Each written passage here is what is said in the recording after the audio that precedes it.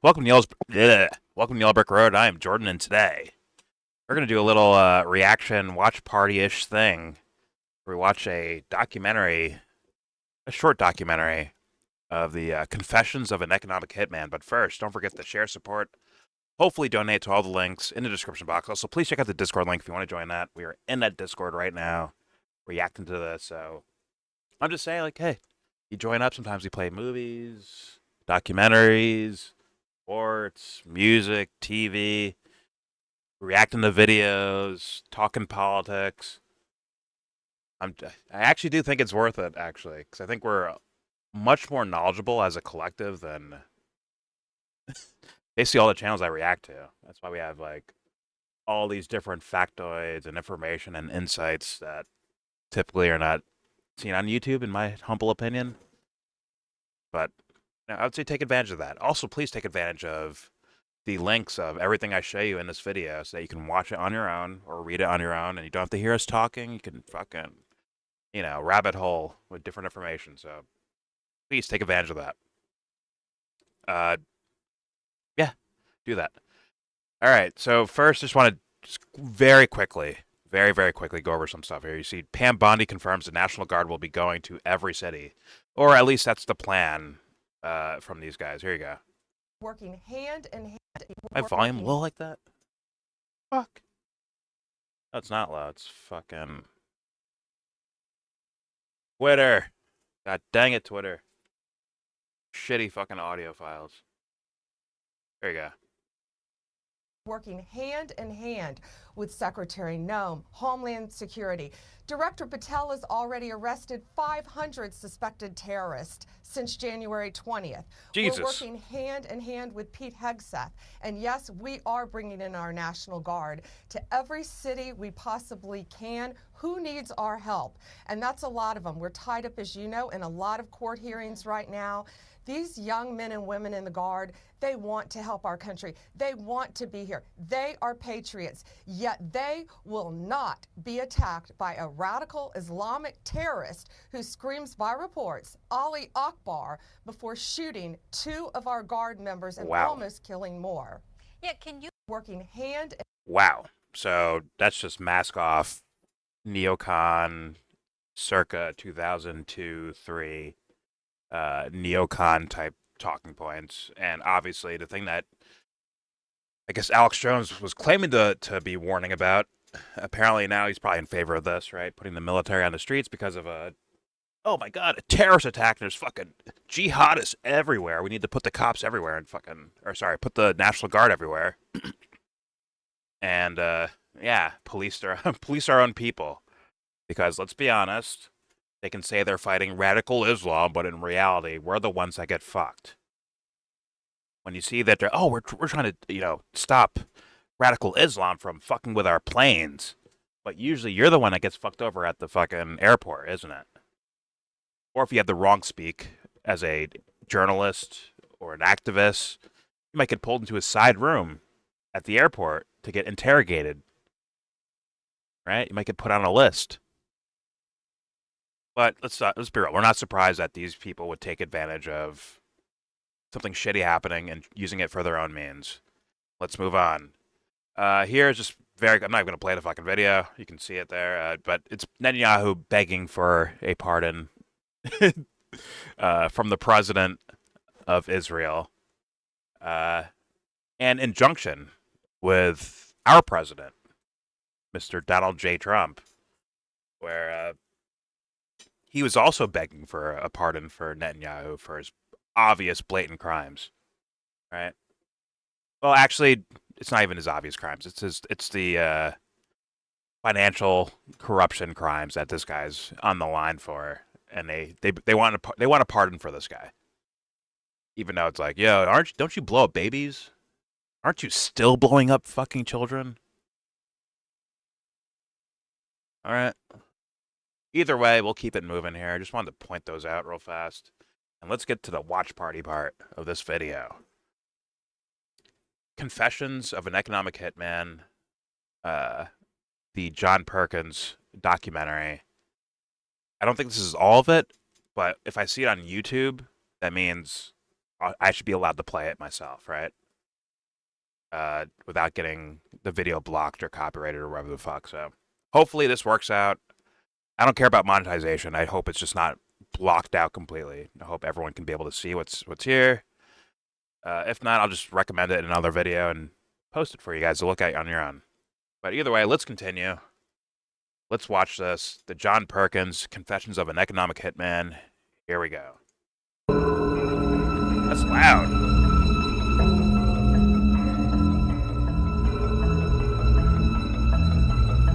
We economic hitmen really have been the ones responsible for creating this first truly global empire. And we work many different ways.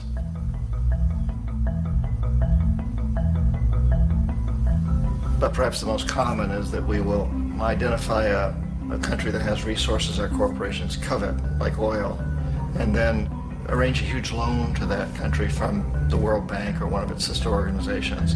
But the money never actually goes to the country. Instead, it goes to our big corporations to build infrastructure projects in that country, power plants, industrial parks, ports, things that benefit a few rich people in that country, in addition to our corporations, but really don't help the majority of the people at all. However, those people, the whole country is left holding a huge debt. It's such a big debt they can't repay it, and that's part of the plan, that they can't repay it. And so at some point, we economic hitmen go back to them and say, listen, you owe us a lot of money, can't pay your debt, so sell your oil real cheap to our oil companies. Allow us to build a military base in your country, or send troops in support of ours to someplace in the world like Iraq, or vote with us on the next UN vote. To have their electric utility company privatized and their water and sewage system privatized and sold to U.S. corporations or other multinational corporations. So there was that whole mushrooming thing, and it's so typical of the way the IMF and the World Bank work. They put a country in debt, it's such a big debt it can't pay it, and then you offer to refinance that debt and pay even more interest. And you demand this quid pro quo, which you call a conditionality or good governance, which means basically that they've got to sell off their resources, including many of their social services, their utility companies, their school systems sometimes, their penal systems, their insurance systems, to foreign corporations. So it's a double, triple, quadruple whammy. The precedent for economic hitmen really began back in the early 50s when democratically elected Mossadegh, who was elected in Iran, he was considered to be the hope for democracy in the Middle East and around the world. He was Time Magazine's Man of the Year. But one of the things that he'd run on and began to implement was the idea that foreign oil companies needed to pay the Iranian people a lot more for the oil that they were taking out of Iran. The Iranian people should benefit from their own oil. Strange policy. We didn't like that, of course. But we were afraid to do what we normally were doing, which was to send in the military. Instead, we sent in one CIA agent, Kermit Roosevelt, Teddy Roosevelt's relative. And Kermit went in with a few $1 million and was very, very effective and efficient. And in a short amount of time, he managed to get Mossadegh overthrown and brought in the Shah of Iran to replace him, who always was favorable to oil.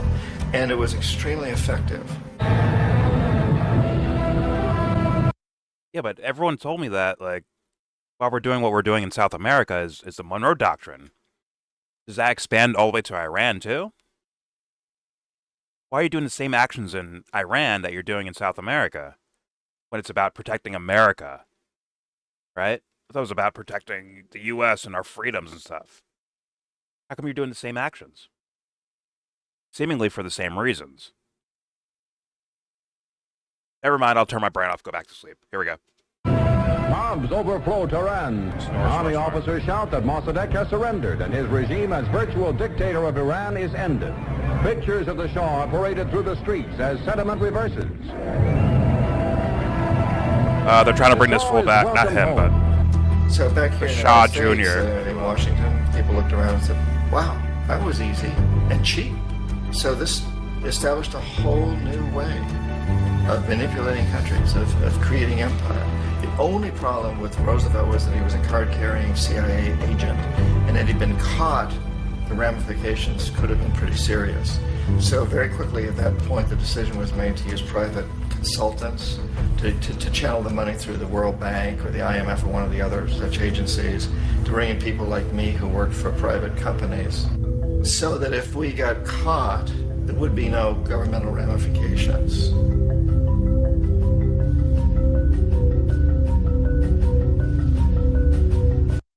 By the way, this is a thing before the 50s, by the way, in South America. We're aware of that with the Dulles brothers. You've heard of Dulles Airport. It's kind of a famous name. Smedley Butler, too. There you go. Like, these names are already there. You have the Cecil Rhodes from the UK in Africa, right? You have the Rhodes Scholar, right? Where does that name come from? Cecil Rhodes, right? As he's destroying other countries and subverting them for his own greed, on the surface at least, right? Same with South America. Dulles Brothers and United Fruit building shit up, and essentially that's your first CIA, I believe. Would be Alan Dulles. He'd be like your first head of the CIA guy. Funny enough, that guy, I believe, got fired at some point, and I believe it was with Kennedy where that happened. Then Kennedy gets assassinated. Then all of a sudden, this Dulles guy is leading the fucking Warren Report to go over the assassination. I think you can get where I'm going there after that, right, guys? But yeah, the CIA and fucking with other countries was going on well before the 50s. Sorry to say, Americans that love America so much, guess what? Your government doesn't care about you, doesn't care about anyone else either. At least most of the people there. And that's sad to say, but I actually do believe it's most. And I do try to be fair. I really do. Anyways, here we go. When Arbenz became president of Guatemala, the country was very much under the thumbs of United Fruit Company, the big international corporations. And Arbenz ran on this ticket that says, we want to get the land back to the people. And once he took power, he was implementing policies that would do exactly that, give the land rights back to the people. United Fruit didn't like that very much. And so they hired a public relations firm, launched a huge campaign in the United States to convince the United States people, the citizens of the United States, and the press of the United States, and the Congress of the United States, that Arbenz was a Soviet puppet, and that if we allowed him to stay in power, the Soviets would have a foothold in this hemisphere. And that at that point in time was a huge fear on everybody's mind, the Red Terror, the Communist Terror. And so, to make a long story short, out of this public relations campaign came a commitment on the part of the CIA and the military to take this man out. And in fact, we did. We sent in planes, we sent in soldiers, we sent in jackals, we sent everything in to take him out, and did take him out. And as soon as he was removed from office, the new guy that took over after him basically reinstated everything to the big international corporations, including United Fruit.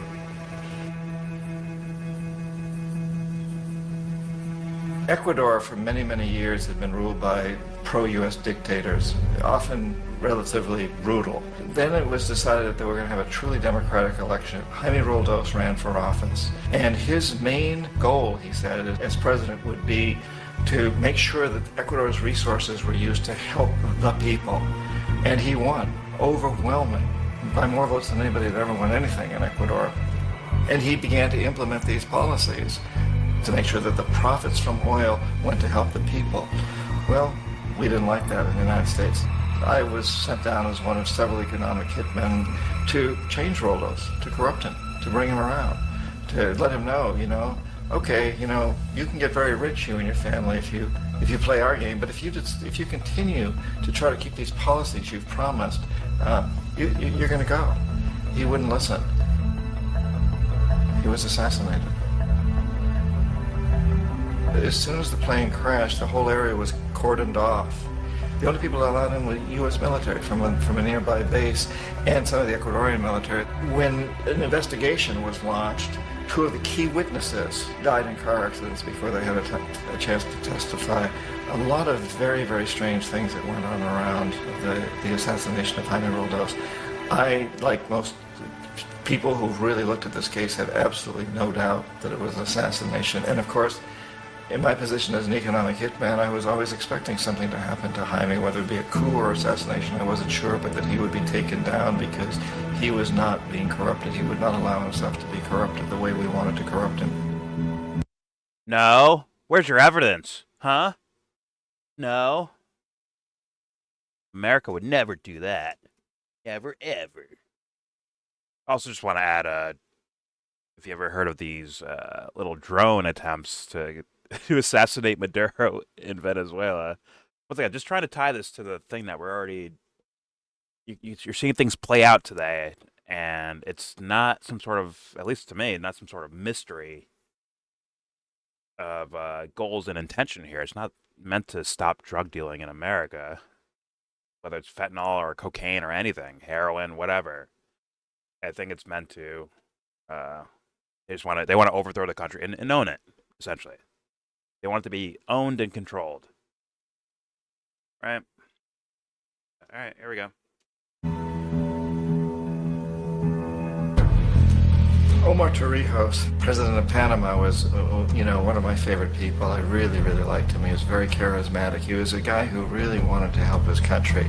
And when I tried to bribe him or corrupt him, he said, look, John, he called me Juanito. He said, look, Juanito, I don't need the money. What I really need is for my country to be treated fairly. I need for the United States to repay the debts that you owe my people for all the destruction you've done here. I need to be in a position where I can help other Latin American countries win their independence and be free of this terrible presence from the north that you people are exploiting us so badly. I need to have the Panama Canal back in the hands of the Panamanian people. That's what I want. And so, leave me alone. Don't try to bribe me. It was 1981, and in May, Jaime Roldos was assassinated. And Omar was very aware of this. Torrijos got his family together and he said, I'm probably next, but it's okay because I've done what I came here to do. I've renegotiated the canal. The canal will now be in our hands. He just finished negotiating the treaty with Jimmy Carter. In June of that same year, just a couple of months later, he also went down in an airplane crash, which there's no question was executed by CIA-sponsored jackals. Tremendous amount of evidence that one of Torrijos' security guards handed him at the last moment as he was getting on the plane a tape recorder, a small tape recorder that contained a bomb.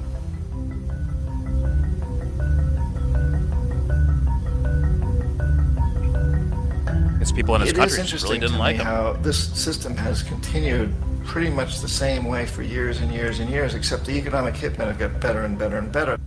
Then we come up with, very recently, what happened in Venezuela.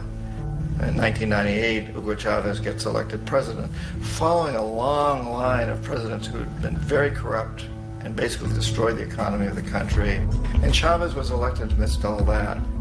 Chavez stood up to the United States. And he's done it primarily demanding that Venezuelan oil be used to help the Venezuelan people. Well, we didn't like that in the United States. So in 2002, a coup was staged, which there's no question in my mind, and most other people's minds, that the CIA was behind that coup.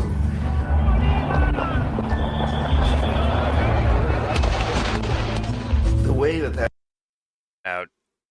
I just want to say, we have on the record open coup attempts involving multinational corporations or intelligence based out of the United States being done inside Venezuela. So it makes it more like in more modern times, right? Like definitely during Trump's first administration, that was definitely going down amongst other ones, but like it makes so this idea that John Perkins is saying in 2002 in Venezuela is not so far-fetched of a thing, that the CIA or some sort of multinational corporation that hire ex-intelligence guys or ex-security guys to go in there and overthrow a fucking country. So it's not far-fetched. Here we go. It's so sad. Americans don't even care. They don't care about this shit. It's crazy. Very reflective Crazy. of what Kermit Roosevelt They don't care. had done in Iran, of paying people to go out. They don't know or they don't fucking care. They hear about it, like, oh, whatever, and go on with their day. What about the Epstein files, though? What about Charlie Kirk? They don't fucking, like, how do you not? This is crazy. It's batshit crazy. In your fucking names, too. Incredible. You get up there, you wave your fucking flag. I'm American. Oh, look what the fuck they're doing in your name. It's almost like no care. Fucking hell, man. You know what happens to content creators, too, by the way? You can see it. They end up like, a lot of people end up leaning towards pop culture gossipy shit because you guys don't fucking care.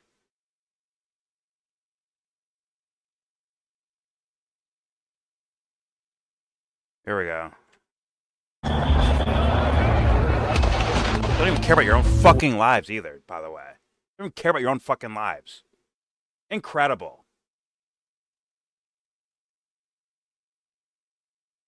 Here we go.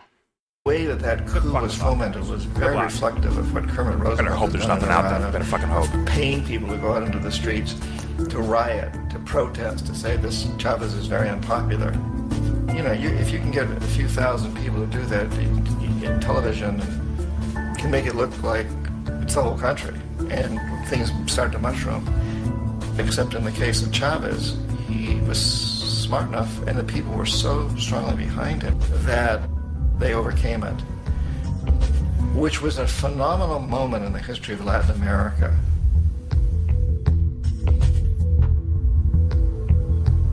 Iraq actually is a perfect example of the way the whole system works. So we economic hitmen are the first line of defense. We go in and we try to corrupt governments and get them to accept these huge loans, which we then use as leverage to basically own them.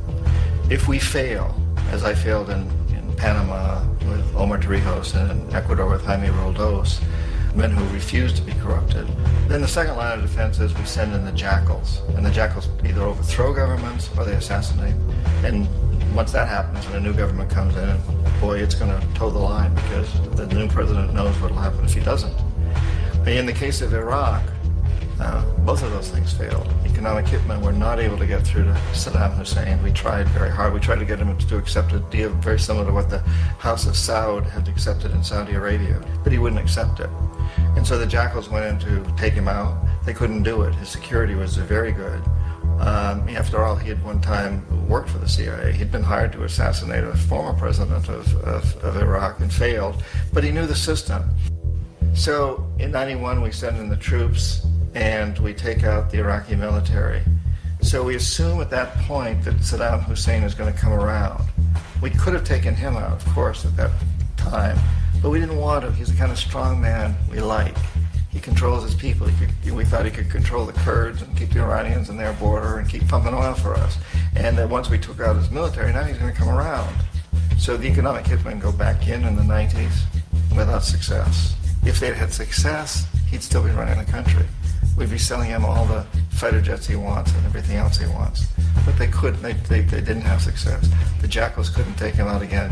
So we sent the military in once again, and this time we did the complete job and took him out, and in the process created for ourselves some very, very lucrative construction deals. We had to reconstruct a country that we'd essentially destroyed, which is a pretty good deal if you own construction companies, big ones. So, you know, Iraq shows the three stages.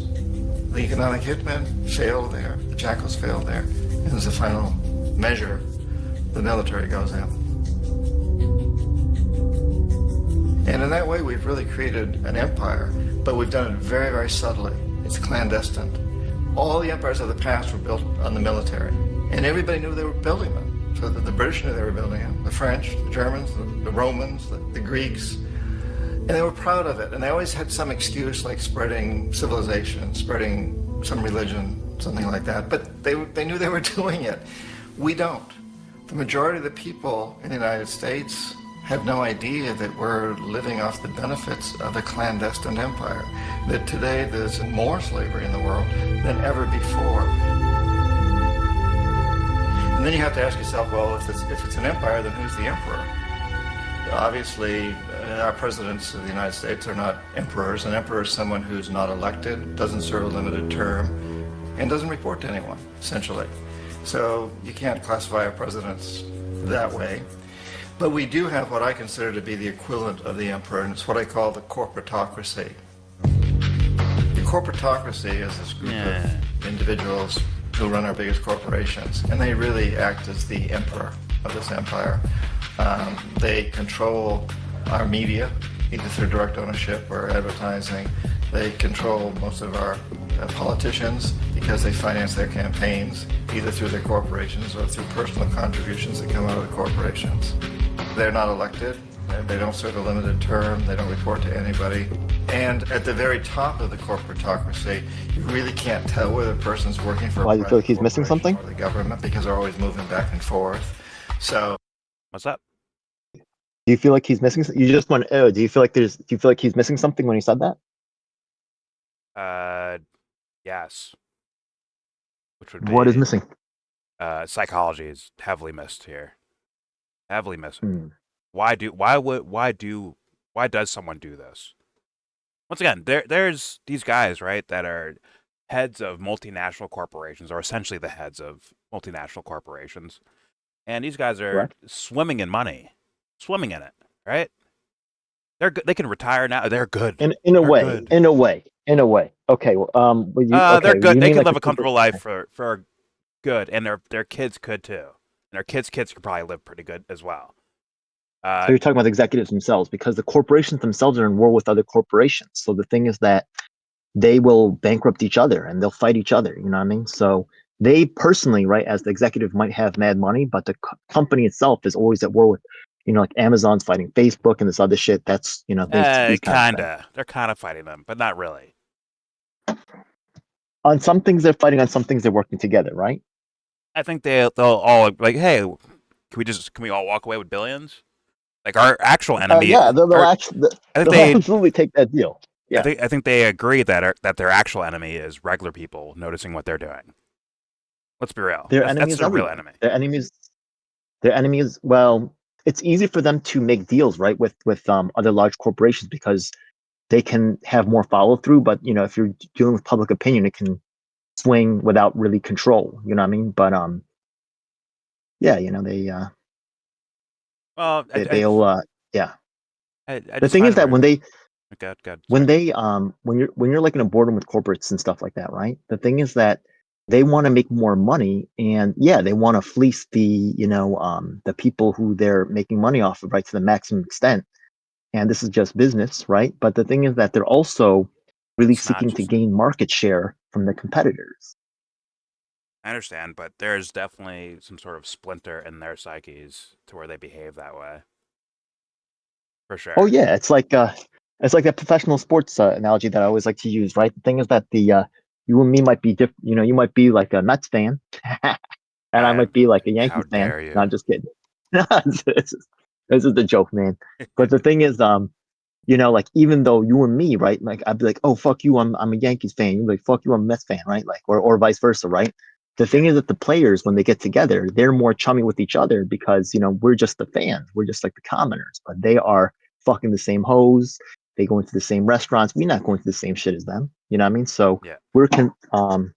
the same thing is true with these corporate, these executives, right? They are in their own bubble and world, right? But we're convinced to fight for them or fight on their cause rather than our own causes. So you have to. The thing is that the people, they have to be.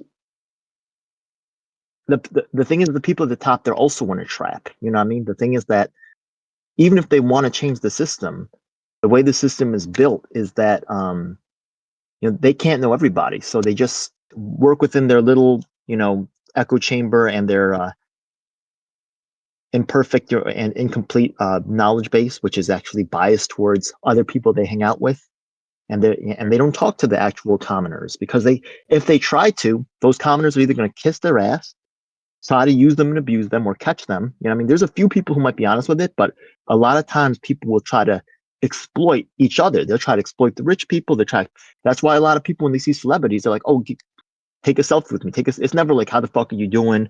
What's going on? It's like, take a selfie with me. You know what I mean? They're both Yeah. exploiting each other. Oh yeah, I agree with that. I agree. But once again, the the circumstances that we see here, I get the idea of the being competitive, I guess, in the market or whatever the fuck. But at the same time, these guys they're good. They are good for their entire lives, their families' lives, their families' lives. They're good. So why continue? Why persist? And that's where it starts entering psychology to me. Where it's like, okay, what is something inefficient about that you believe about yourself, or some sort of narcissistic sense of something, or I want to play the game and They might extra be win. okay, but they're also huge targets. They're targets for scams. They're targets for cult leaders. They're targets for all kinds of shit. You know, what I mean, if you take a look at the what is that thing, that Nexium thing? They blew Yep. up when they started like stealing money. Well, not stealing, but they really took advantage of some heiresses, right? And they were billionaires, and they just like, oh, give me your money, give me your money. There's a lot of people that are focus on the luxury brands. Though that shit's a ripoff. You know, what I mean, oh, buy me Louis Vuitton. They buy the shit from China for $100. They reselling for $1,000. It's Yeah. they getting juice too. Everybody's scamming everybody else. In a way, I guess. So what makes I'm not saying that the rich people are guilty of things, but are they more guilty than the poor, or do they both play their No, own role, no, they're not significant more. They're role not in more guilty. They're not more guilty. I know. I definitely do not think that they're in the shit like everyone else is, 100%. But they have enough of a okay. distraction to maybe not realize they're in the shit in certain cases. But also, it's just simple as, you know, So your point is they have all the money taken care of, like they're set for life, their kids are set for life, all this other thing. So that means they should act in a different way, or like what are you trying to? oh, you would think like, okay, I have all this. Like, I have fuck you money. Like, personally, these guys have fuck you money. Uh, Okay. why do they need to? Like, they must are wholesale unaware that there are people suffering from things that are like blatantly that don't need to happen. Basically, right? Very I've preventable. told you that I told you that I hang out with billionaires, right, and stuff like that. And the thing is that for me, right, just from my experience, right, I'm not saying that all the billionaires are like this, right, but the billionaires are more likely, and you can actually see these trends in political stuff, right. The thing is that when people make less money, they more tend to be Republican. Then when they get to like about middle range, then they start to go Democrat, and then once they go to the very top, then they start to become Republican again. Um, the thing is that a lot of these, well, the separate idea, right, with the rich people is that they're always people are. Sometimes people are nice to them and things like that, so they don't really understand how to exploit the poor people to the maximum extent. But the people who are the middle class, they are the true ones who really understand how far you can push someone, or what I mean, and they're always trying to move up more aggressively, right? They want to be rich, they want to be the big time person. So they deliver to the rich person. They say, "Oh, I'll get you this, I'll get you that." And I Yeah. feel like the bourgeoisie is actually more guilty than the super rich as in terms of exploiting the poor because they're the hands-on element, and without their cooperation the rich would never be able to take advantage of the poor the way they do. Okay. Uh, possibly, but like certain things are just kind of right in your face, obvious that They're somehow good. these They don't guys have, but are you said their ignoring. family's good. They're good. Their family's good. What's the pressure for them to exploit other people, right? It's the wannabes who exploit other people. It's the people who they have to have a desire, something pushing them to start exploiting others. I mean, they might just be straight psychopaths, right? Like, but they have to gain something from exploiting others. But you already said they got everything taken care of. So why would they exploit others when there's potential, repercussions because of that? Why would they take that chance just for the thrill? Maybe, but there's a lot of other ways to get thrills. Yeah, thus making it kind of nonsensical. Like Donald Trump was already filthy rich, right? And then he joined office, and now like he's had his money at more risk by joining the fucking political game than just staying out of it and being a celebrity on the fucking Apprentice and running a bunch of hotels, right, and real estate stuff. Was he super rich? He declared bankruptcy multiple times. And when people, if you see like interviews about the Apprentice, people are like, "Oh, the building was all run down and shit was fucked up." You know what I mean? But he took advantage of his social capital and his celebrity status, which really, but Yeah, but his business he was dealings have well not been off. great. Yeah, but he was well off. Like, what's he do? Sell the Trump Maybe, Tower properties, and thus you're still yeah, he does super have those rich. assets. He's still super rich Yeah, either way. Like, is he not? Maybe he would drop out of the billionaire category or whatever the fuck would happen, right? Maybe it wouldn't By be. some definitions, right? Yeah. So like people create trusts and then they hide the money there and stuff like that. So the thing is that the rich people can also redefine things, right? Like something's called one thing one day, and then the next, after they shuffle some cards and stuff, then all of a sudden that word doesn't mean that word anymore, and now they're profiting big time. Yeah. Christ's So, sakes, man. so I'm really trying to understand once again, like when you said like these people have all this stuff that they're good to go. What does that mean? They can walk What is away the anytime they consequence of want that? to. They can walk away anytime they want to. They could. Some of them do. In fact, they could become superheroes if they wanted to. In regards Like to George Soros? society, right? Like Soros? No, not like Soros. Like actually, like, all right, guys, I'm giving all my money away. Every cent of it is going Why away. why do they have to give away every cent? Can't they just No, give no, away half I'm and not that's still saying pretty good? they should do that. I'm saying if they did that, they'll build statues of the motherfuckers. They would. They would. Look how easy of a task it would be for Trump, right? Let's say about the ideas of him being threatened and hey, we'll kill you if you go against our policy this way or whatever. Fuck. Let's say he actually went through with what he basically was What he implying. promised? What he was implying with his campaign, right? Let's say he actually did all Okay. that. They'd build statues Yeah. of the motherfucker everywhere, but yet, what is his actions? Right in line with the neocon style policies.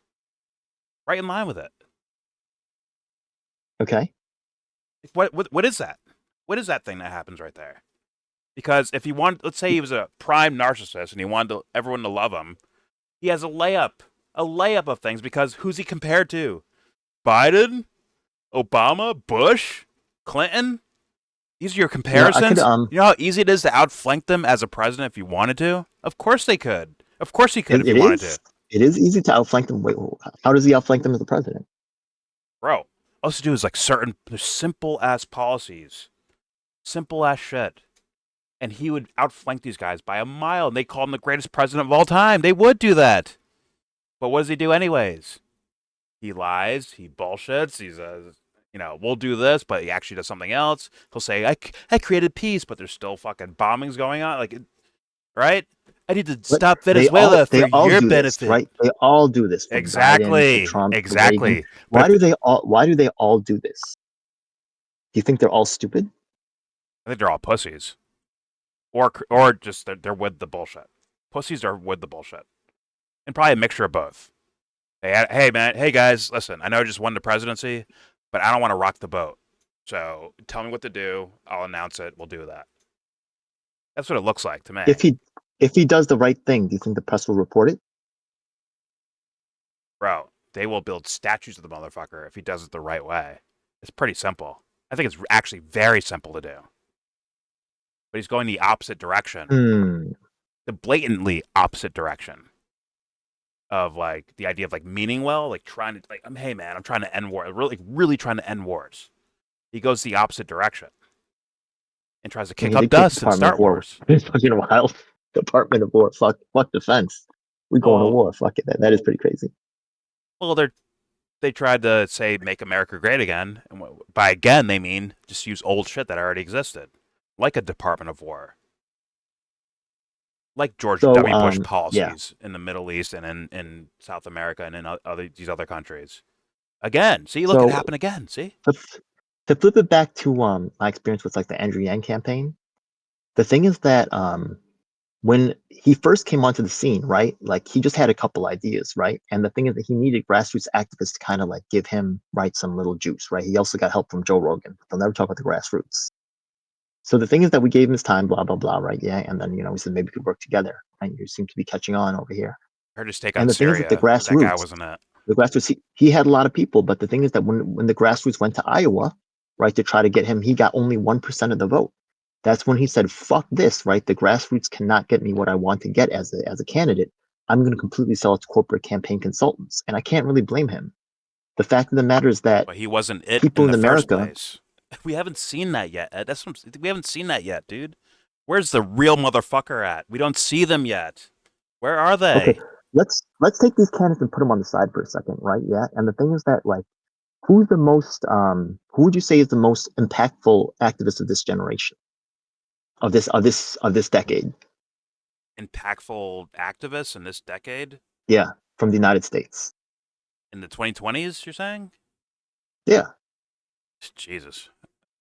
It doesn't exist, right? It's completely there. You have to think It about it. depends It's on who not you like would a call an activist that versus who you field is wouldn't. that field is ignored to a large extent, right? That field is, well, there's a couple like, like Greta Thunberg, whatever, but she's just a child. But the whole thing is really Yeah, she's cooked in up her and 20s. fake. And the thing is, the candidates and the activists should really be working together. You know what I mean? But they're really not.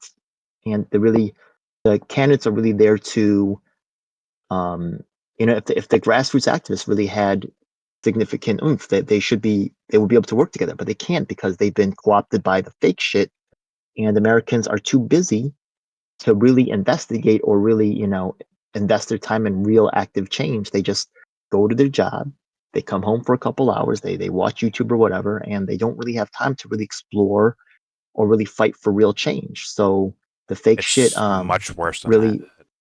Much worse than that. It really is, because when they go home and have their leisure time, they're still eating up garbage. Like, and you may not feel the way I feel about like artwork, film, TV, music, all that shit. But guess what? That shit is heavily impactful culturally. For like, you can. How do you feel about BBLs, What the fuck? Brazilian butt lifts? They're uh, disgusting, right? They smell bad. They look jacked up. They don't even look right, right? I They don't don't look know. natural, I have right? not dived into the topic, It's but kind of fucking weird, but the marketing, right, got people to buy into that shit. Now they're all into it because of marketing. It's unnatural. It's fucking weird, and it smells like shit.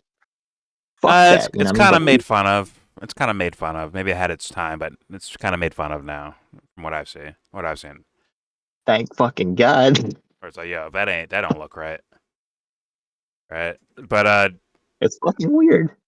But I'm just saying, like, there's no like, where is the care from the populace towards, like, real care towards anything? And you could say like, oh, they're They don't not. even care about. They're not looking for activists. They're not looking for change. They're not looking for hard work. They're looking for an easy answer and someone who tells them what they like to hear. That's why candidates win over activists. You can name many candidates. You can name many electeds. You can't name a single activist who's out there trying to win elections and who's trying to actually change things for the better.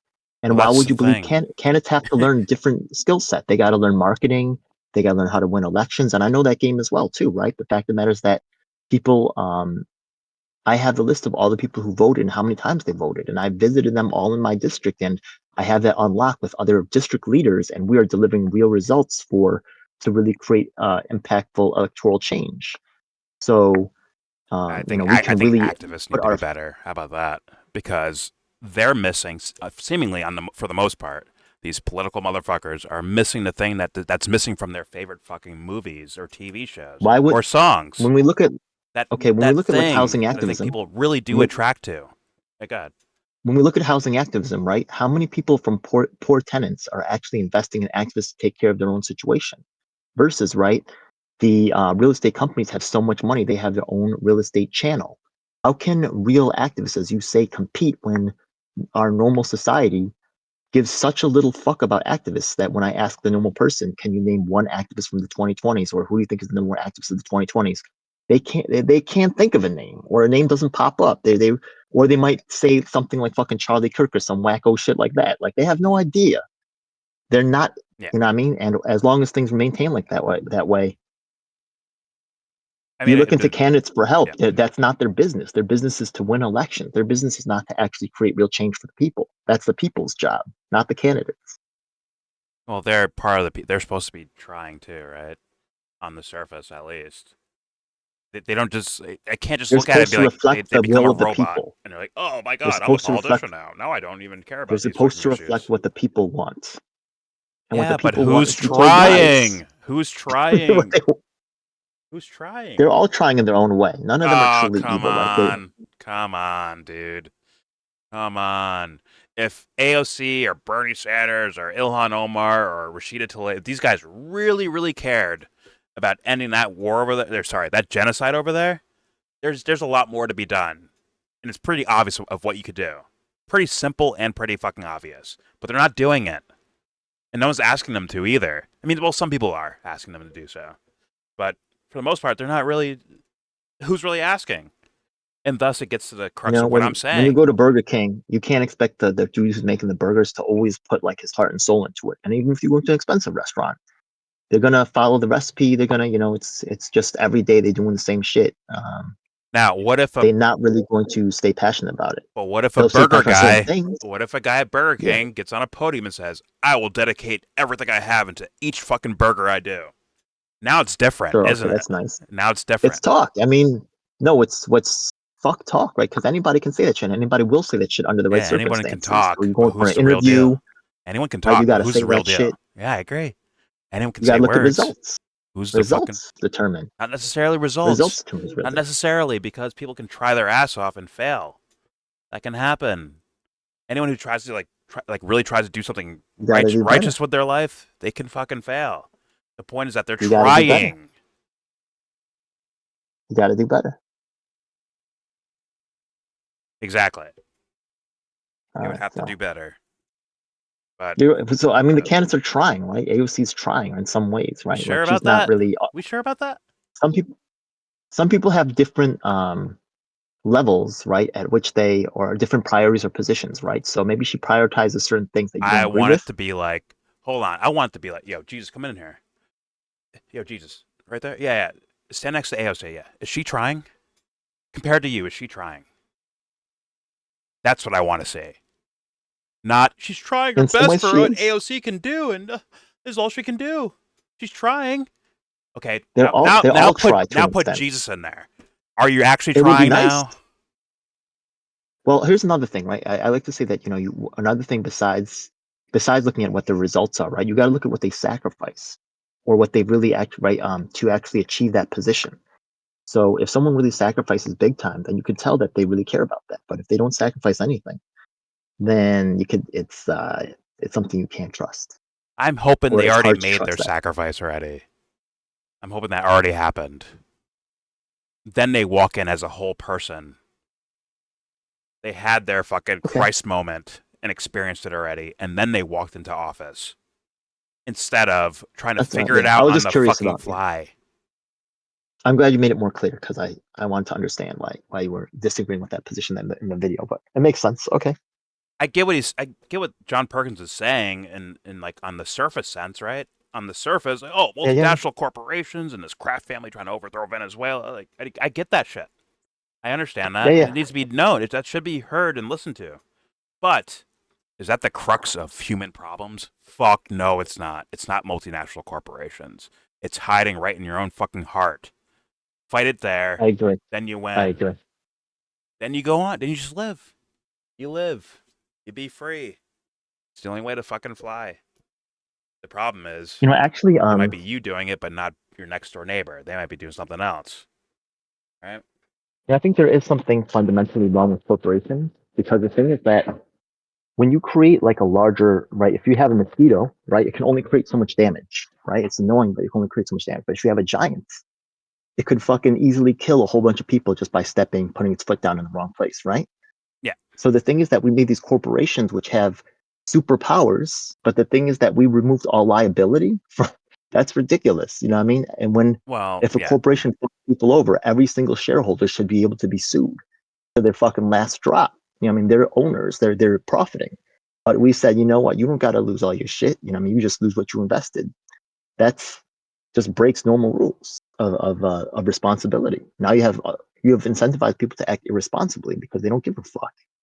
It shouldn't. But if you're a whole person, that can't work on you. There's no such thing as incentivize. Like what? No, I'm doing what I think is the right thing to do. There is a guy working on the hamburger to achieve perfection. He just might not be working at Burger King, right? He might be doing something else. He might have his own burger shop or whatever the fuck. Or just at home, just cooking for his family. I want these burgers to be amazing for my wife and my kids when they eat this fucking burger. Those things are happening. But this, I'm telling you, like, yes, I understand the idea. Like, you're Barry Bonds and you hit a home run, and it hits someone in the head and kills them. But you're just doing your thing, right? You're just playing baseball. What happens when you find out that like it just keeps happening? Like Barry keeps hitting home runs and fucking killing people with baseballs. You'd be like, all right, something needs to change it because this can't be right. We can't do things this way. And the same goes with the corporations, right? If they have their giant footprint, right? Oh fuck, we're so big and conglomerate, we just fucking crushed an entire village over here. That's still different than what we're seeing actually in today's world, where it's like, you know, fucking Coca-Cola dumping toxic shit into the Amazon River, right? It's like, wait a minute, that seems extremely preventable. And I'm like, yo, let's actually break this down to where it's not just a human problem, where it's like human psychology problem. Let's get it to where it actually is about, you know, systemic stuff, or, you know, socialism versus communism versus capitalism. Like, let's really get there. But we can't get there when someone's just dumping poison water or pouring toxins into someone else's water, right? We can't even get to the discussion of like, hey, are these guys just systemically fucking things up, or are they just like, right? You get what I mean? We should be able to avoid pouring fucking poisons into water. That's not That's not a corruption, or that's not a you know, corporations are so large that they just leave a giant footprint and it crushes people. Like, no, that's someone pouring fucking toxins in water. We can avoid that. The foreign policy of the U.S. government, these things are fucking avoidable. They're creating these things to happen. In many, many cases, it's not a oopsie. It's a fucking, we're doing this on purpose. Seemingly, at least. No, yeah, there definitely is purposeful shit, like fucking putting all the fucking crack dealers into the black neighborhoods, like with the CIA. That shit's fucked up. I mean, you're absolutely right. Well, they are planning this shit. It's fucked up. Well, they put the cocaine and the guns in inner cities around the country. They target certain communities. Yes. Yeah. Certain these communities are disposable, are less important than others. If you don't make money, if you're poor, you are on that target list, and people don't fucking realize it. A lot of these kids in these neighborhoods, they fucking know that. They'd know like what's going on. You worked like a shitty job, like maybe like a retail job or some kind of like, you know, fast food or something. Yeah. No one gives a shit about that. You know what I mean? Like everybody cuts corners when they're tired or bored or frustrated. Like it just happens. Like, you know. Actually, not me. I was the best. I was the best of the best. Oh, really? Well, congratulations, man. But you know how it is. That whole fucking scene is a shit show. Well, with your coworkers, it's fucking fun because you're talking shit. You're doing this. You're doing that. A lot of shit talking can happen for sure. And it's like, oh, it's a whatever job. Like it's in a way kind of a whatever job. So you're not going so crazy, right? Over the job or whatever. Talk shit and whatever. But, all right, let's continue with John Perkins. Confessions of an Economic Hitman. Here we go. Anybody. And at the very top of the corporatocracy, you really can't tell whether a person's working for a private corporation or the government because they're always moving back and forth. So, you know, you've got a guy who one moment is the president of a big construction company like Halliburton, and the next moment he's vice president of the United States, or the president who was in the oil business. And this is true whether you've got Democrats or Republicans in the office. You have the moving back and forth through the revolving door. And in a way, our government is invisible a lot of the time, and its policies are carried out by our corporations on one level or another. And then again, the policies of the government are basically that's purposeful corruption by the corporatocracy, and then presented to the government. They become government policy. So it's an incredibly cozy relationship. This isn't a conspiracy theory type of thing. These people don't have to get together and plot to do things. They all basically work under one primary assumption, and that is that they must maximize profits regardless of the social and environmental costs.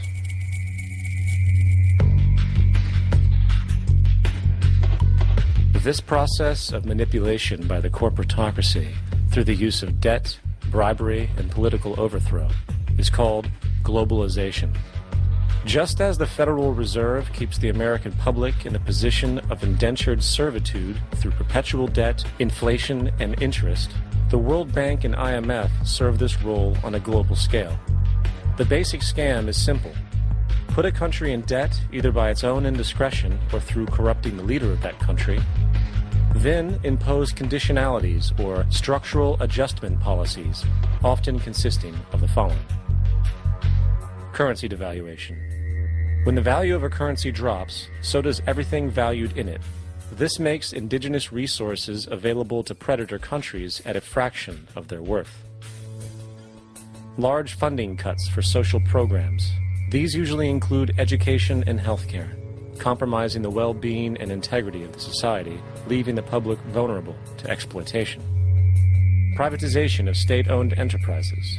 This means that socially important systems can be purchased and regulated by foreign corporations for profit. For example, in 1999, the World Bank insisted that the Bolivian government sell the public water system of its third largest city to a subsidy of the U.S. corporation Bechtel. As soon as this occurred, water bills for the already impoverished local residents skyrocketed.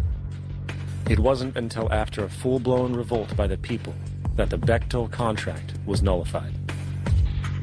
I mean, I'll say this, with Peter Joseph, I think he does a pretty good job with diagnosing. I think the guy means well, for sure. Like, he's trying to do the right thing, in my opinion, at least. And he's good at, I think he's good at pointing out, like, look at all the stupid shit these once again, the obvious preventable things, things you don't have to do. It's like you're going, like, once again, Ed, like, you're making all this money, you're going out of your way to do these harmful things. Like, you're good. You're good for life. Why do you need to go out of your way to do horrible shit like this? And it's not on the fucking side view either. Like, I believe these people are directly involved in actions like this. Because they're going to hear about it at some point or another, right? And they're going to be like, all right, guys, you're not doing that anymore. You're fucking fired for doing this, or whatever the fuck, right? Whatever they come up with. Either way, they react to this stuff. They have to be aware of it on some level here. But yet it happens, it persists. And these are extremely, not just simply, extremely preventable. But they do it anyways. But yeah, Peter Joseph, I think he's good at pointing out these things like this. His solutions, I'd have to have some arguments about. There's some things I like about it, some things I don't. But yeah, overall, when it comes to problems, that guy can point them out. Along with a guy like John Perkins, who has like direct experience of, dealing with foreign leaders as a kind of a, surrogate for the U.S. government, essentially. But, all right, here we go. Then there's trade liberalization, or the opening up of the economy through removing any restrictions on foreign trade. This allows for a number of abusive economic manifestations, such as transnational corporations bringing in their own mass-produced products, undercutting the indigenous production and ruining local economies. An example is Jamaica, which, after accepting loans and conditionalities from the World Bank, lost its largest cash crop markets due to competition with Western imports. Today, countless farmers are out of work, for they are unable to compete with the large corporations. Another variation is the creation of numerous, seemingly unnoticed, unregulated, inhumane sweatshop factories, which take advantage of the imposed economic hardship. Additionally, due to production deregulation, environmental destruction is perpetual, as a country's resources are often exploited by the indifferent corporations while outputting large amounts of deliberate pollution. The largest environmental lawsuit in the history of the world today is being brought on behalf of 30,000 Ecuadorian Amazonian people against Texaco, which is now owned by Chevron. So today it's against Chevron, but for activities conducted by Texaco. Estimated to be more than 18 times what the Exxon Valdez dumped into the coast of Alaska. In the case of Ecuador, it wasn't an accident. The oil companies did it intentionally. They knew they were doing it to save money out there rather than arranging for proper disposal. Preventable. Furthermore, a cursory glance at the performance record of the World Bank reveals that the institution, which publicly claims to help poor countries develop and alleviate poverty, has done nothing but increase poverty and the wealth gap, while corporate profits soar. In 1960, the income gap between the fifth of the world's people in the richest countries versus the fifth in the poorest countries was 30 to 1. By 1998, it was 74 to 1. While global GNP rose 40% between 1970 and 1985, those in poverty actually increased by 17%. While from 1985 to 2000, those living on less than $1 a day increased by 18%. Even the Joint Economic Committee of the U.S. Congress admitted that there is a mere 40% success rate of all World Bank projects. In the late 1960s, the World Bank intervened in Ecuador with large loans. During the next 30 years, poverty grew from 50% to 70%. Under or unemployment grew from 15 to 70%. Public debt increased from 240 million to 16 billion, while the share of resources allocated to the poor went from 20% to 6%. In fact, by the year 2000, 50% of Ecuador's national budget had to be allocated for paying its debts. See, this is why I want to ask these guys, like, hey, what are your principles?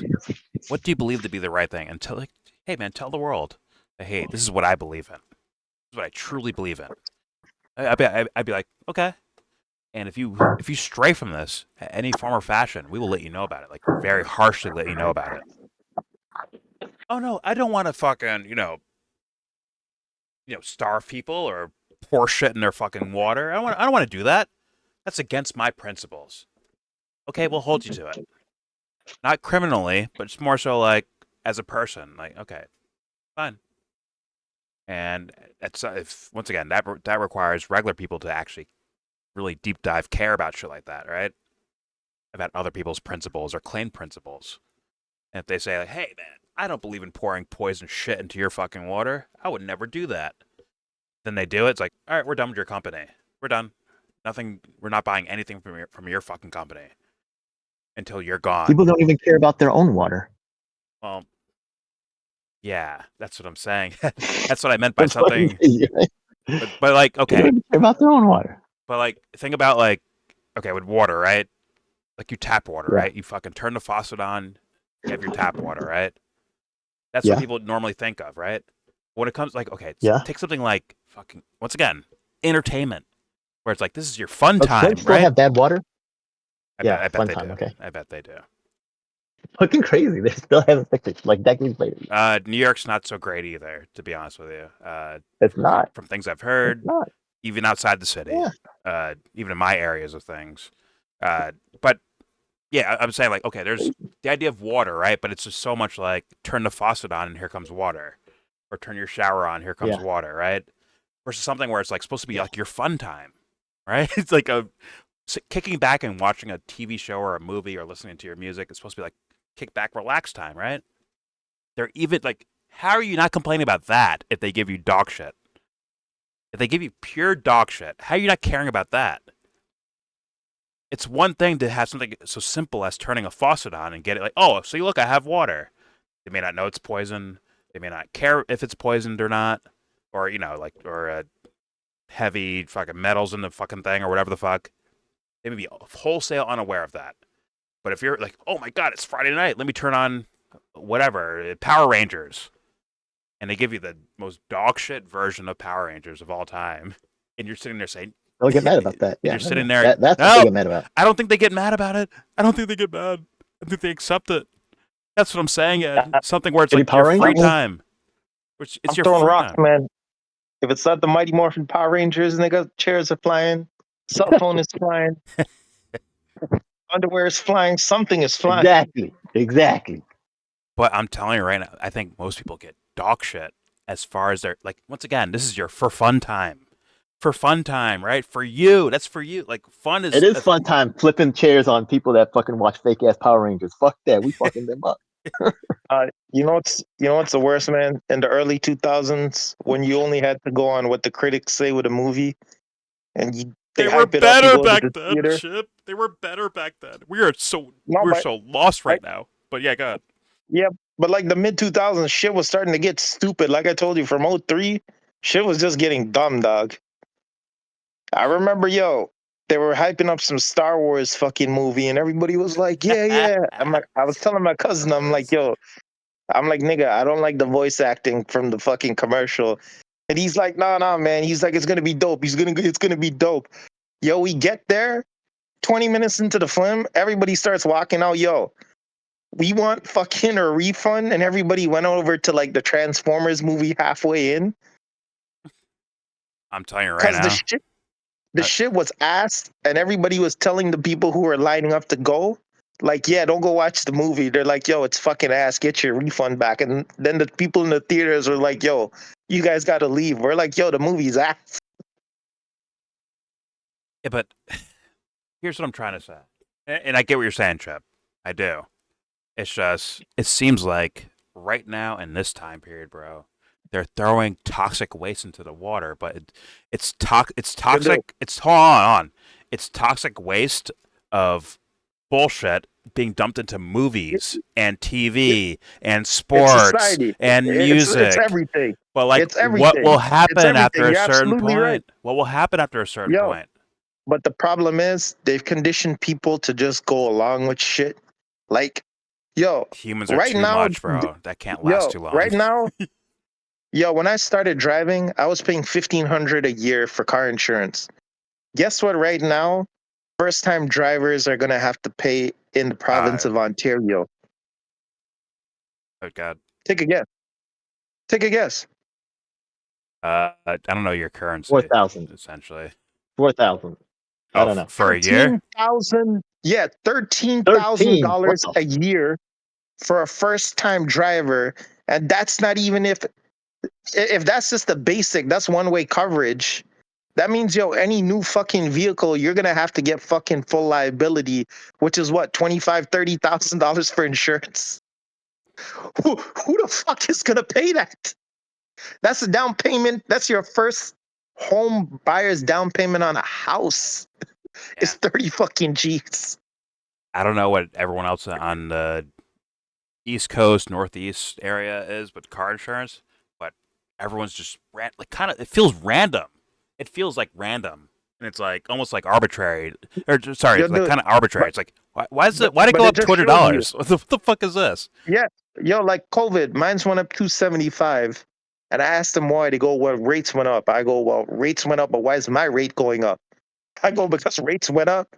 Why is my rate going up? Because and they were trying to tell me some Bobbies shit. got in car accidents or some shit like that, so now your shit goes up too. It's like, what? But I've been like clean here. What the fuck?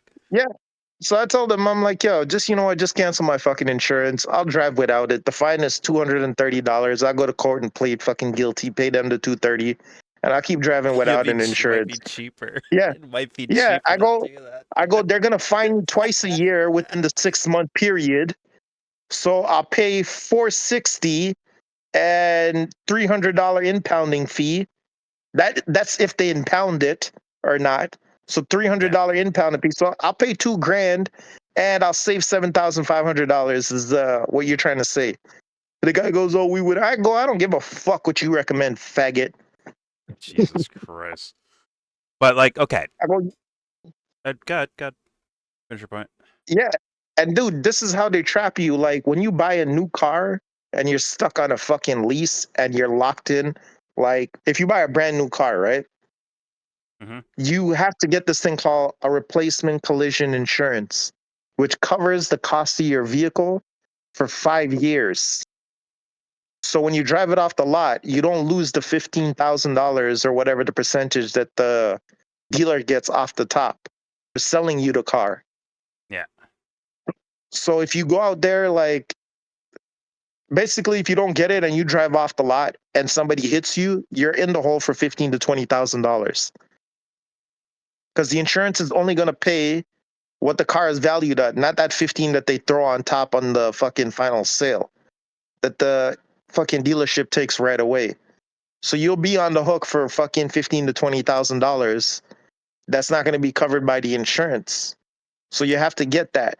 So they could keep bumping up your rate because now you can't switch to another insurance company because they won't offer you the same shit because they only offer you when you drive when it's brand new from the dealership.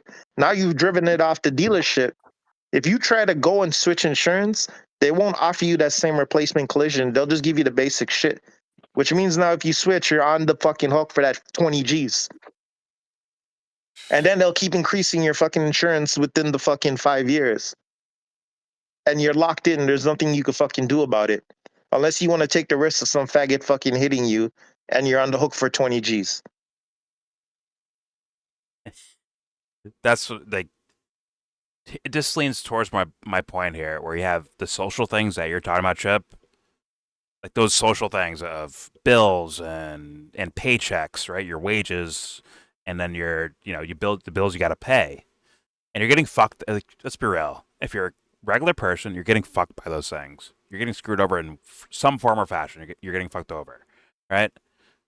But then it's like, okay, now we have our free, like, right? It's free time. It's recess in school. It's fucking recess time. But what if they're taxing you over there too?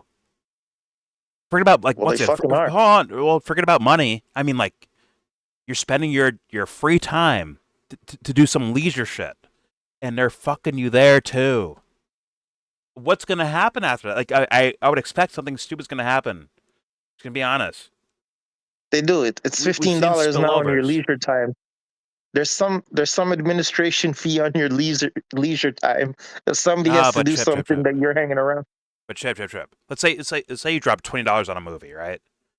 Like, you actually, let's be real. If you go to the movies, right, you go with your family or your girlfriend or whatever the fuck, right? You go to the movies. You're spending money on food, the movie itself, drinks, whatever the fuck you're doing, right? Kids want to go to the fucking arcade for a little bit before the movie starts, whatever. You're spending money, right? You're spending some decent Well, money. Hold yeah, well, on, hold on, real quick. You're spending some money doing that, but then you walk in and the movie's dog shit. Even, like, if the movie was amazing and made you feel something about yourself or your own world or something like that, it'd probably be like, yeah, it was worth the fucking $70 that I spent tonight, or $100 I spent tonight. It was worth it. Because I got that experience from that.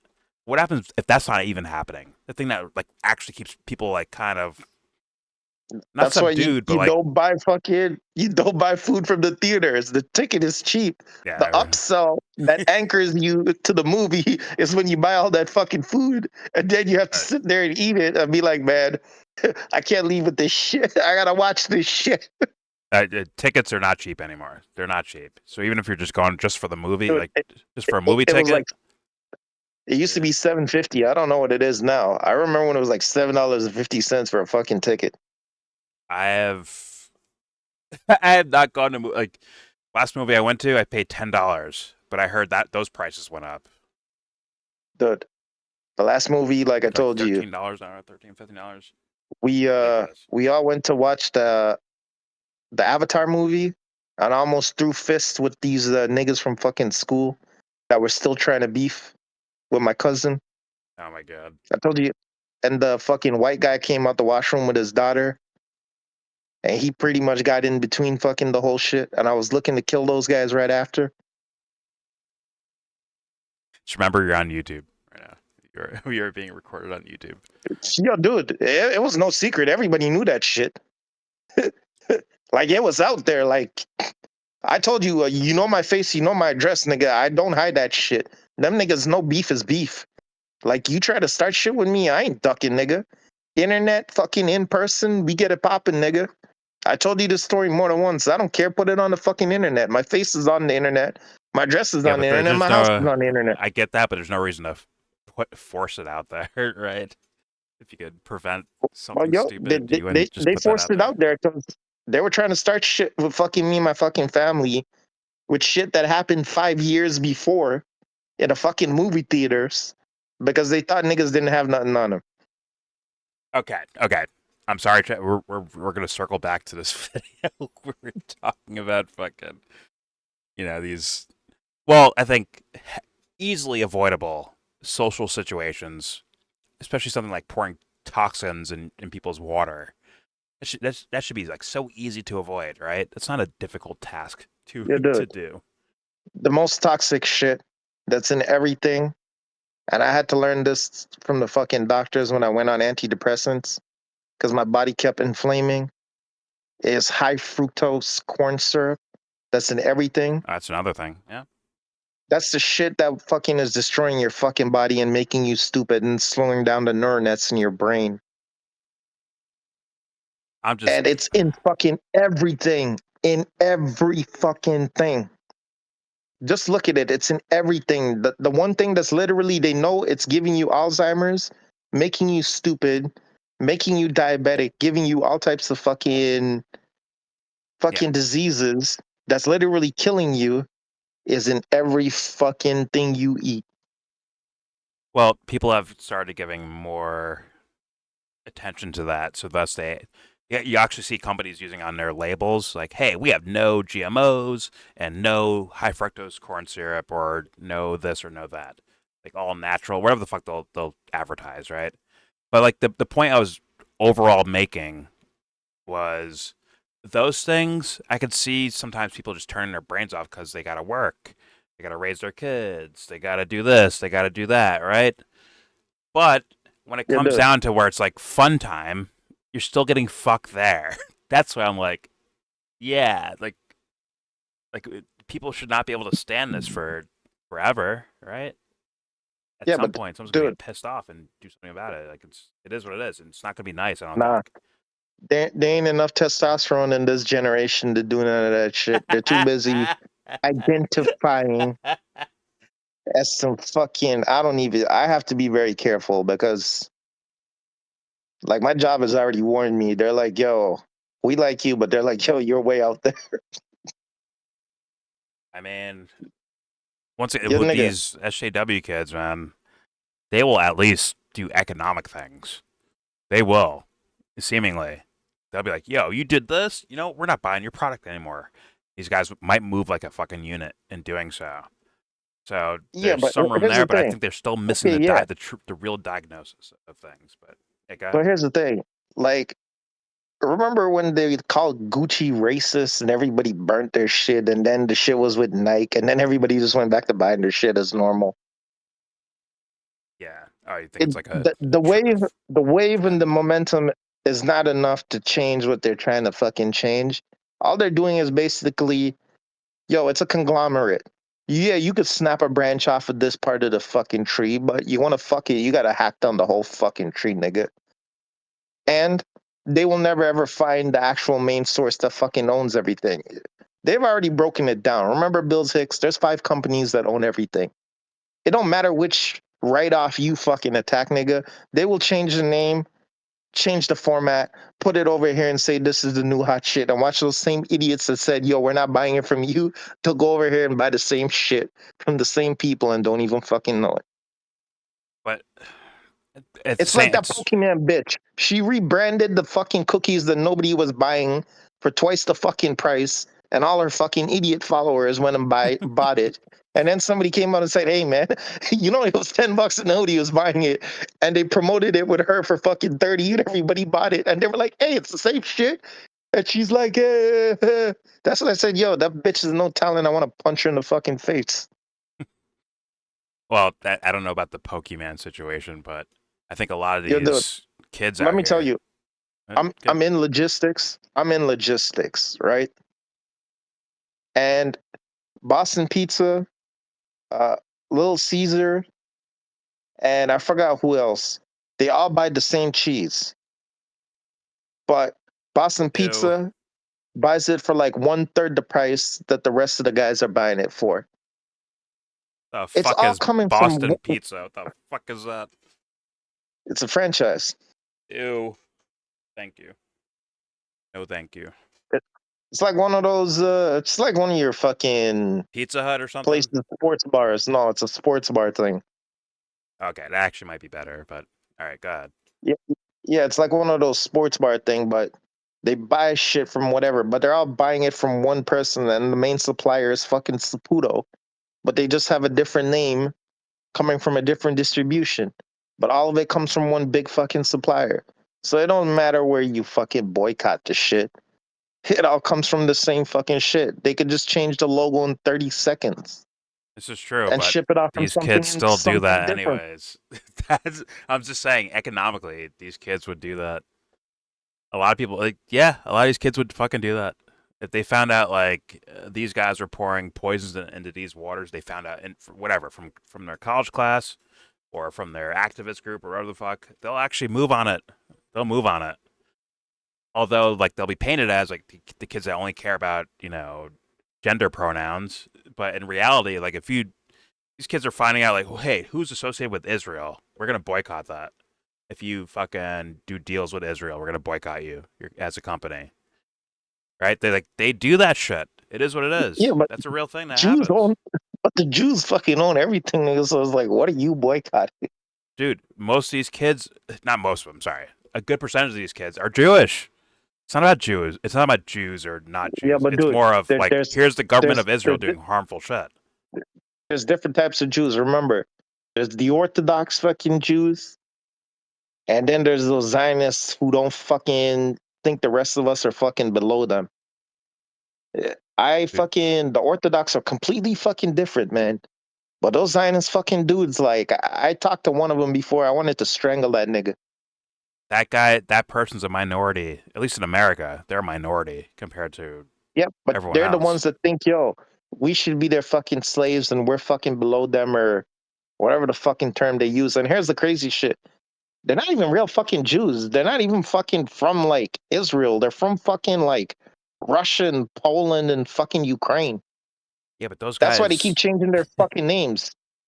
those guys don't really move anything except on the higher power level, like the fucking corporate business levels. But with regular people, they hold no fucking They're not, weight. No one fucking likes them. Straight up. They just being honest. And yeah, if those kids see, Coca-Cola, investing in Israel, they'll fucking boycott them. That's what these kids are actually. They're actually doing that. Amongst like, I'm not saying I agree with everything they do, but like, that is something to look at, right? And if they found out that someone's poisoning water, I think they'd fucking boycott them too. yeah, well, they tried that with Chevron and how did that turn out? Well, once again, Chevron poisoned an entire country's water. well, there's an attempt at something there. I'll say that.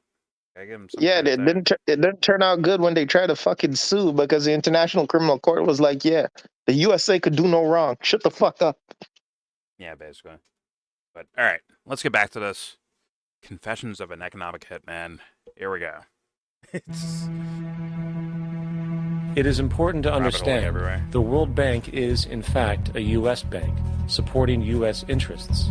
For the United States holds veto power over decisions, as it is the largest provider of capital. And where did it get this money? You guessed it. It made it out of thin air through the fractional reserve banking system.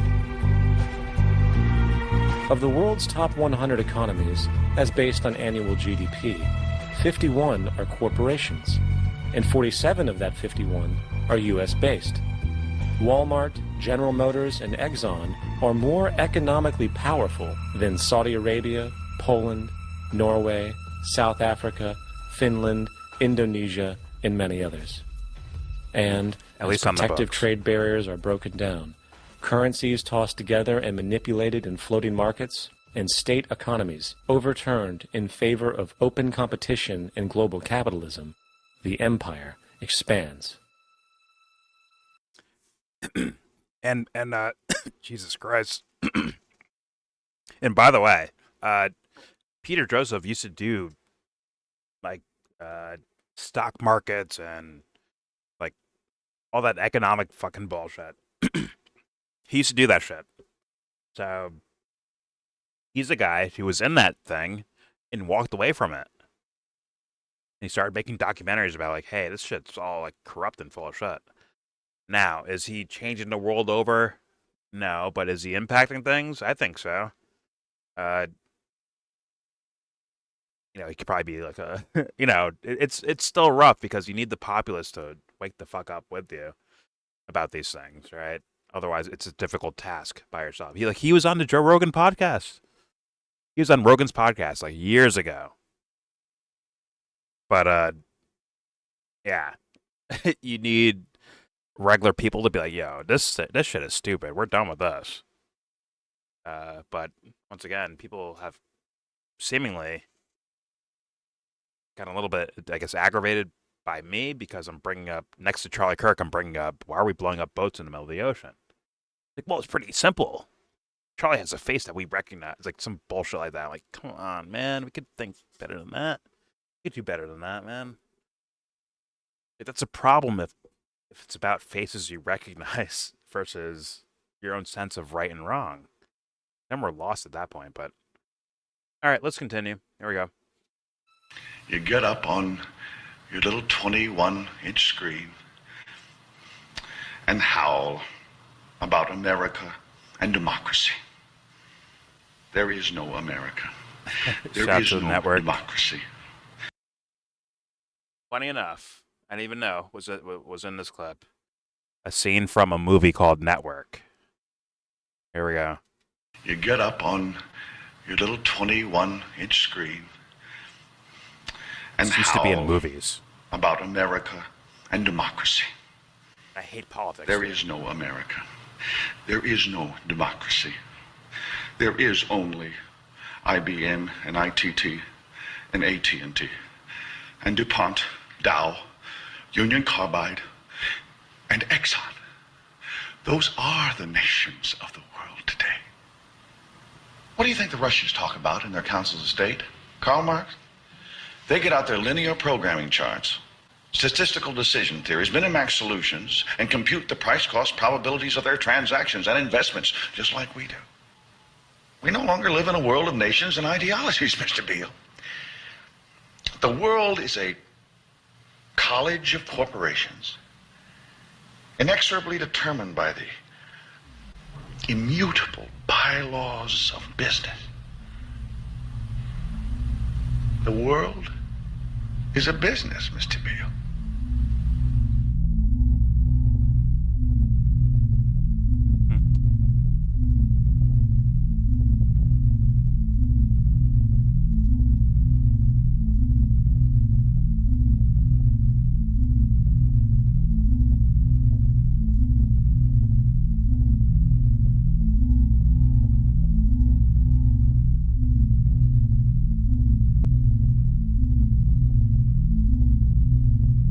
The world is being taken over by a handful of business powers who dominate the natural resources we need to live while controlling the money we need to obtain these resources.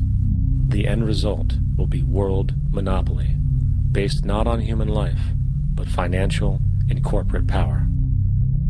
These so-called counterterrorism measures, of course, have nothing to do with social protection, and everything to do with preserving the establishment amongst the growing anti-American sentiment both domestically and internationally, which is legitimately founded on the greed-based corporate empire expansion that is exploiting the world.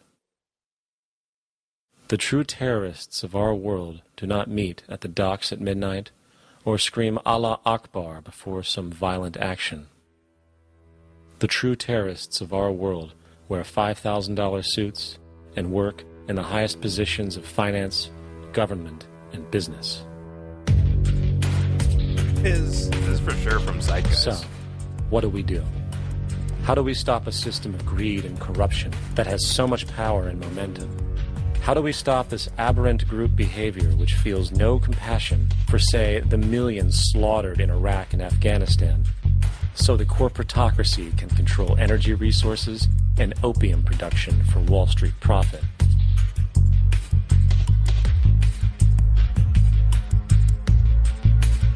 Don't be a cunt.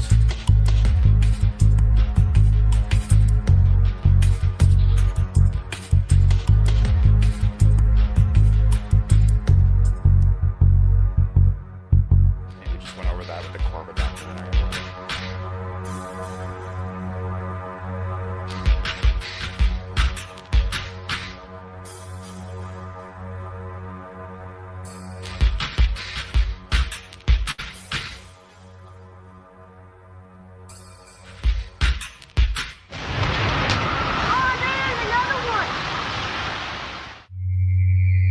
Shit, 9/11?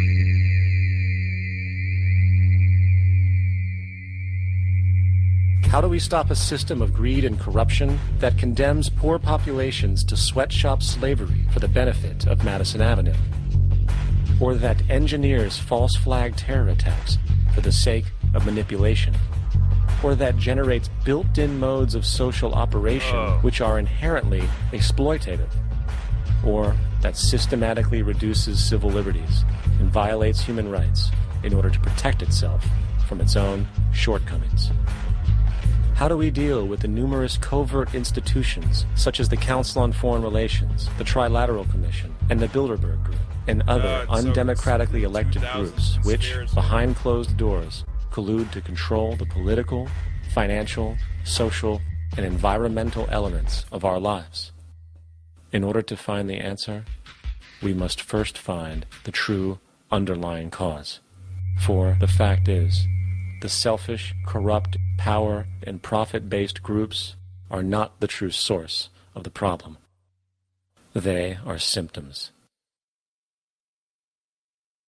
And I assume he was going to go with it's definitely from Zeitgeist, I think. Like one of the Peter Joseph documentaries. I think it was probably Zeitgeist, the first one. Where I assume his idea would be like, oh, it's systemically, that's why things are fucked.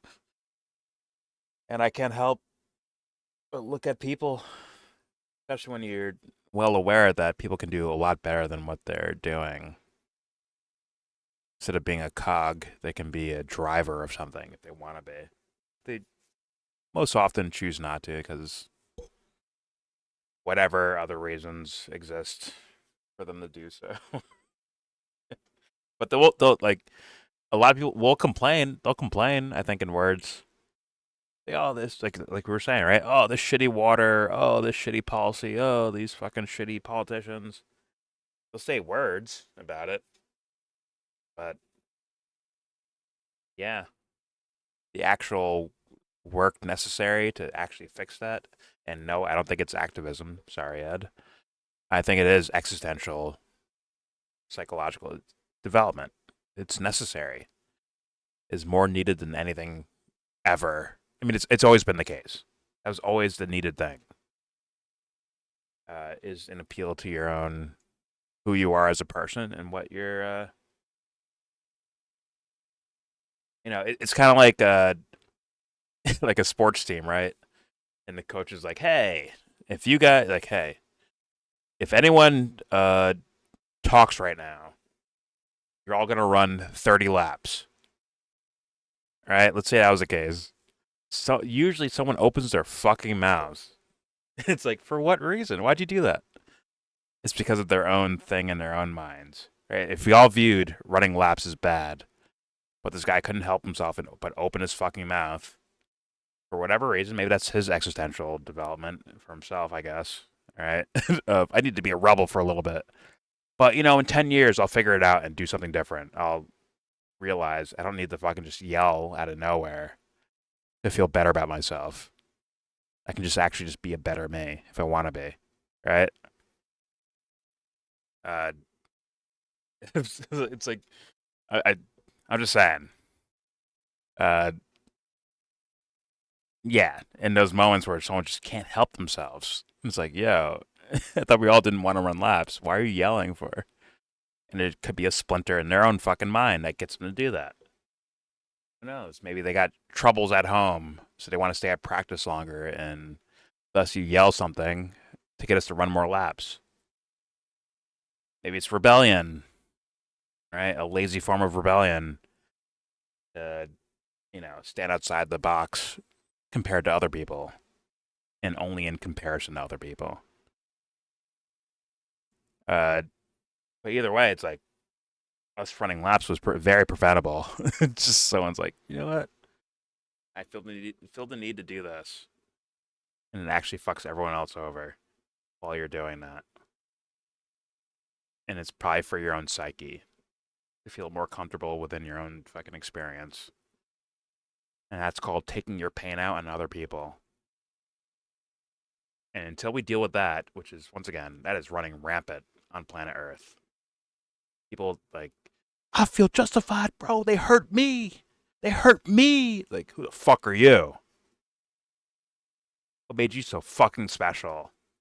Where your pain now allows you to do whatever the fuck you want to do. Everyone's in the shit, you idiot.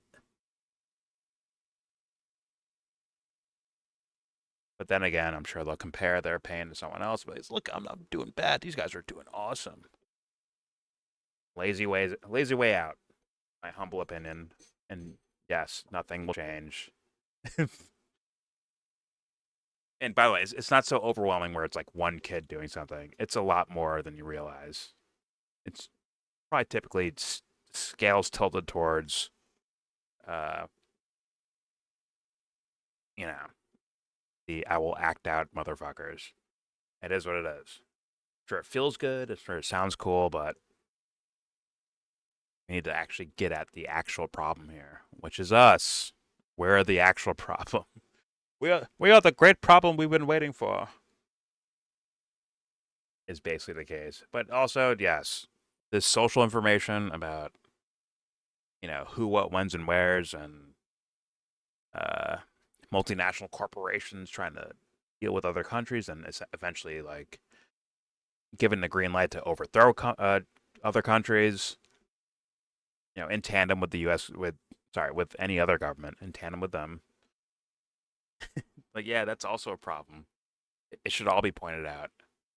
Every problem should be addressed by each individual, but we're not doing that. So thus, we're doomed to repeat ourselves, which is, if you look at Venezuela right now, doomed to repeat yourselves. Look at that. An economic hitman shit. Either way, there's your video. Please subscribe if you feel like. Comment. Agree, disagree. Tell me what you think in the comment section. I'm sure the only people that will actually watch this video in the first place, scary enough, will be people that probably already know about this. Probably like know about John Perkins or Economic Hitman or Peter Joseph and a Venus Project and all that. They probably already know about this shit. So that's we're kind of feedback looping to ourselves, unfortunately. Maybe someone new shows up and like, oh, what is this? Never heard of this. And they look into it, but who knows? Either way, say your opinion in the comment section. Don't forget to share support. Hopefully donate to all the links in the description box. Also, please check out the Discord link if you want to join that. We are in that Discord right now. And yeah, you could lay out your insight.